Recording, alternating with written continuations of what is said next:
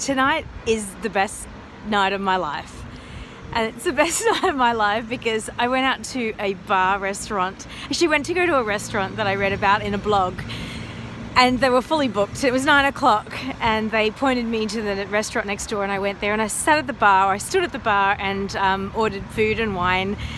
And 1 hour later, I realized I was having a conversation the whole night in French with a lady next to me.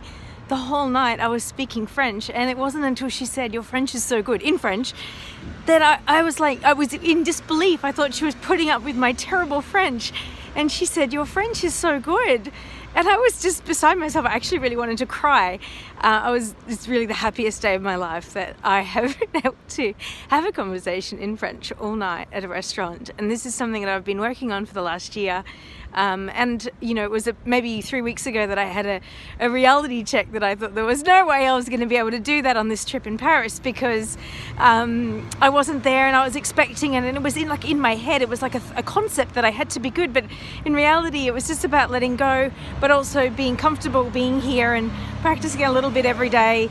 I'm just such a big believer in practicing every day for what you want, and not making it such a big deal. It just will come one day. It will just come like it did tonight, and I am absolutely beside myself. It's honestly the happiest day of my life. I am standing here in Paris, and it's 10:30 at night. I've just had an amazing night, and I'm going to put this night down to my Christmas party for myself for a great year, and it really has been a fantastic year. Thank you so much for sharing it with me, and Merry Christmas, everybody. If you're somebody that really wants to be achieving something huge in your life, it is really about practice every day. It is really about showing up to it and just doing a little bit, and not holding on to the concept of it, but just doing it anyway. Best wishes, everybody. My love to you all.